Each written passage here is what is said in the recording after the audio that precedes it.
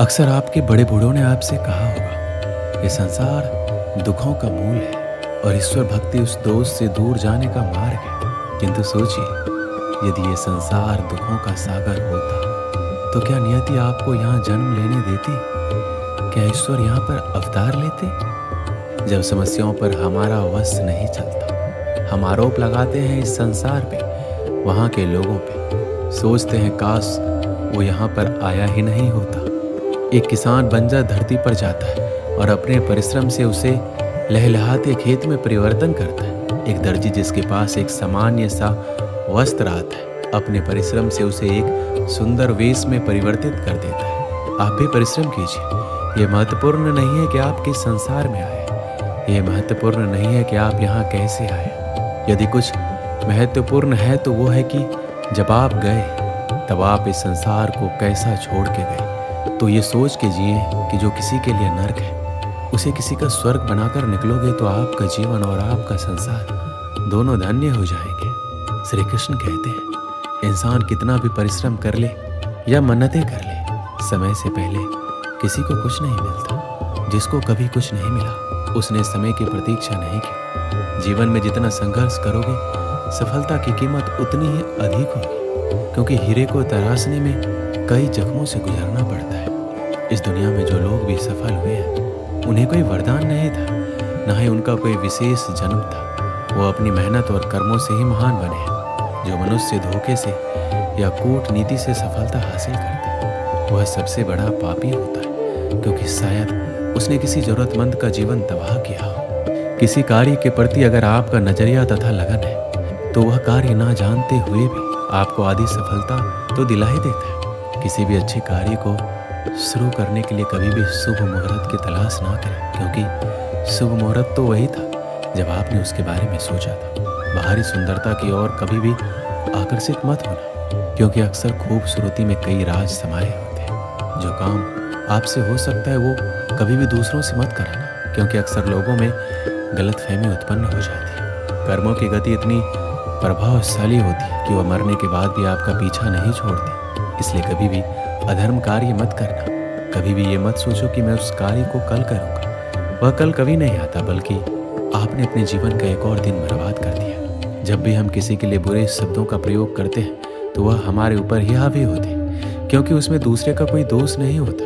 कभी भी किसी के प्रति इतनी आसक्ति ना रखो कि उसके बगैर आपका कार्य चल ना सके, क्योंकि दूसरा तो केवल एक माध्यम होता है, सफर तो उसे खुद ही तय करना होता है। आज के युग में कोई भी सच्चा प्रेम नहीं करता, वह अपने ही स्वार्थ के लिए उसे चुनता है और वक्त निकलते ही उसे छोड़ देता है। जबकि सच्चा प्रेमी तो वो है, वो बिना चाह के भी कभी आपका साथ नहीं छोड़ता। किसी भी व्यक्ति के पास इतना समय नहीं होता कि वह किसी की तारीफ कर सके, क्योंकि वह अपने बारे में अच्छा सुनने की इच्छा से दूसरे की तारीफ करता है। जब भी आपको लगे कि आप अकेले हैं तो किसी के सहारे के बजाय अपने अंदर बैठिए और उस सच्चे मित्र ईश्वर से पूछें, जो हर समय आपके हित के लिए ही सोचता है। अगर सहारा किसी का जीवन बना देता है तो ये प्रकृति इतनी सुंदर ना होती, क्योंकि जो आगे बढ़ने के लिए सहारा ढूंढता है वह पहले से ही बहुत पीछे चला जाता है। आलस्य मनुष्य का सबसे बड़ा शत्रु है।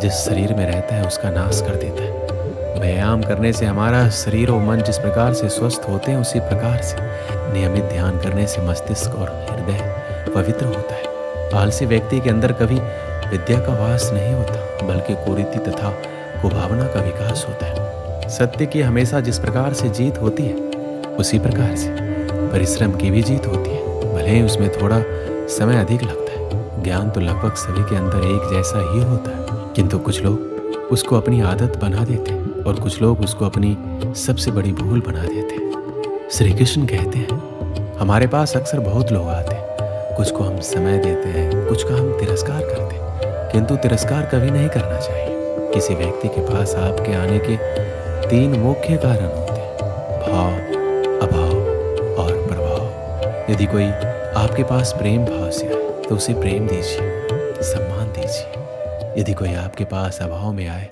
तो उसकी आवश्यकता समझे और जितना हो सके स्वयं से उसकी सहायता करें। और यदि कोई आपके पास प्रभाव के कारण आए तो उसको समुचित सम्मान दें। तो खुद को भाग्यशाली समझे कि कोई आपके प्रभाव में है, किंतु तिरस्कार कभी ना करें। तिरस्कार जन्म देता है कुंठा को और कुंठा किसी को भी आपका शत्रु बना देती, इसलिए मित्र बनाए। श्री कृष्ण कहते हैं किसी में भी अकेले दुनिया को बदलने की ताकत नहीं है, लेकिन आप पानी में एक पत्थर फेंक कर कई तरंगे पैदा करने के समान बहुत कुछ कर सकते हैं। हर कोई जानता है कि हम क्या हैं, पर ये नहीं जानते कि हम क्या बन सकते हैं। अगर आपने अंदर की खूबी को पहचान लिया तो आप सब कुछ प्राप्त कर सकते हैं। जीवन में कभी भी दुख से ना डरो, क्योंकि जब ठोकर लगती है तभी मनुष्य सीख पाता है और संभल कर चलता है। मनुष्य की गलतफहमी है कि भाग्य ही सब कुछ है, लेकिन भाग्य नाम की कोई चीज नहीं होती, इसकी केवल मनुष्य ही पूजा करता है। अगर मनुष्य अपने जीवन में ये सोचता है कि उसके सोचने मात्र से कार्य सफल हो जाए, तो ये उसकी सबसे बड़ी भूल होगी, क्योंकि शेर को भी अपना शिकार खुद ही करना पड़ता है।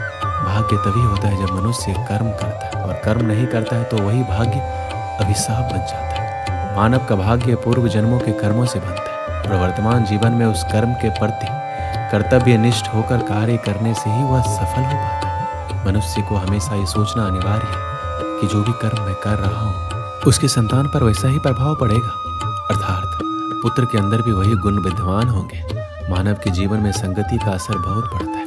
अपनी बराबरी की संगति भी उतना प्रभाव नहीं करती जितना कि श्रेष्ठ लोगों की संगति से जीवन सुधरता है। मनुष्य दुनिया तभी बदल सकता है जब वह खुद में परिवर्तन करे। अगर आपका स्वभाव अच्छा है तो आपको कैसा भी समाज क्यों ना मिले, आप में कोई भी अगुण समाहित नहीं हो सकते। मनुष्य को कोई भी कार्य बिना सोचे समझे नहीं करना चाहिए, क्योंकि बाद में यही आपत्ति का कारण बनता है।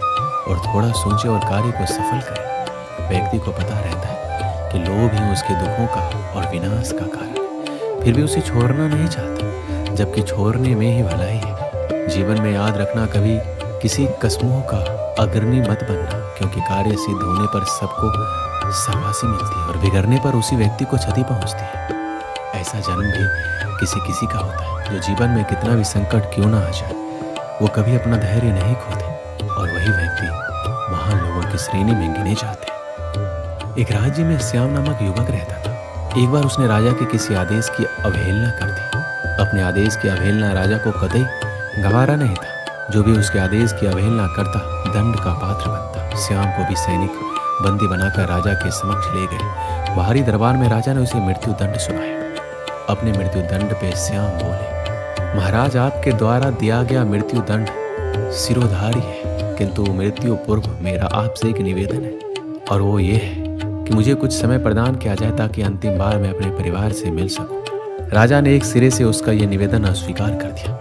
तुम पर कैसे विश्वास किया जा सकता है? यहाँ से जाने के उपरांत तुम वापस नहीं लौटे तो तुम्हारा यह निवेदन स्वीकार योग्य नहीं है। राजा के ये कहते ही राज दरबार में उपस्थित प्रजा में से एक युवक सामने आया और बोला, महाराज, मेरा आपसे निवेदन है कि श्याम को उसके परिवार से मिलने जाने दिया जाए। उसके आते तक मुझे बंदी बनाकर रख लिया जाए। यदि वह वापस ना आए तो उसके स्थान पर मृत्यु दंड दे दिया जाए। युवक की बात सुनकर राजा आश्चर्यचकित रह गया। पहली बार ऐसा कोई व्यक्ति सामने था जो किसी अन्य के लिए अपने प्राण देने पे तत्पर था। राजा ने पूछा, कौन हो युवक और इसका स्थान क्यों लेना चाहते? महाराज, मेरा नाम कन्हैया है, मैं श्याम का मित्र हूँ। मुझे पूरा विश्वास है कि अपने परिवार से मिलकर ये वापस अवश्य आएगा। राजा ने सैनिकों को कन्हैया को बंदी बना लेने का आदेश दिया और श्याम को परिवार से मिलने की अनुमति दी। श्याम को 6 घंटे का समय दिया गया, जिसमें उसे अपने परिवार से मिलकर वापस आना था। श्याम घोड़े पर सवार होकर अपने परिवार से मिलने पहुंचा। सबने मिलकर तुरंत वापसी की राह पकड़ ली। वह समय व्यर्थ नहीं करना चाहता था। समय पर राजा के समक्ष ना पहुंचने पर उसके मित्र के प्राण संकट में पड़ सकते थे। तीव्र गति से घोड़ा दौड़ाते हुए राजमहल की ओर चला आ रहा था। एक स्थान पर वह घोड़े से गिर पड़ा और चोटिल हो गया। इधर निर्धारित 6 घंटे पूरे हो गए। श्याम राजमहल नहीं पहुंच पाए। इस स्थिति में कन्हैया को मृत्यु दंड के लिए तैयार किया जाने लगा। अपने अंतिम समय में कन्हैया ने श्याम को स्मरण किया और आंखें बंद कर ली।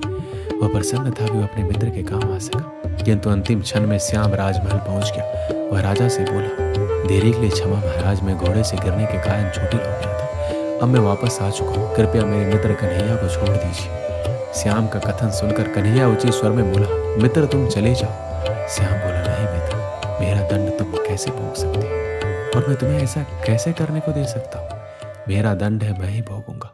तुमने मेरे लिए जो किया उसके लिए मैं तुम्हारा आभारी हूँ। राजा श्याम और कन्हैया की मित्रता देखकर प्रसन्न हुआ और बोला, ऐसी मित्रता मैंने आज तक नहीं देखी।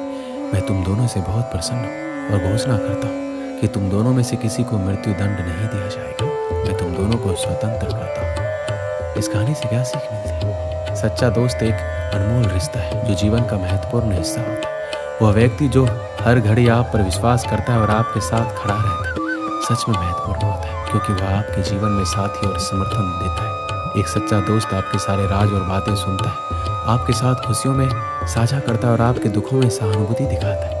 सच्चे दोस्त का साथ आपके जीवन को अधिक मजबूत और सुरक्षित बनाता है। एक सच्चे दोस्त के साथ समय बिताना अद्वितीय और मान्य होता है और इससे आपके जीवन में आत्मविश्वास बढ़ता है और आपके लिए एक सुरक्षित स्थान प्रदान करता है और आपके साथ हर मोड़ पर होता है। दोस्त जीवन की सफलता और खुशियों की दिशा में एक महत्वपूर्ण भूमिका भी निभाता है और यह रिश्ता जीवन भर बना रहता है। दोस्तों, इस वीडियो में बस इतना ही। मिलते हैं अगली वीडियो में। अपना ख्याल रखिएगा। जय श्री कृष्ण।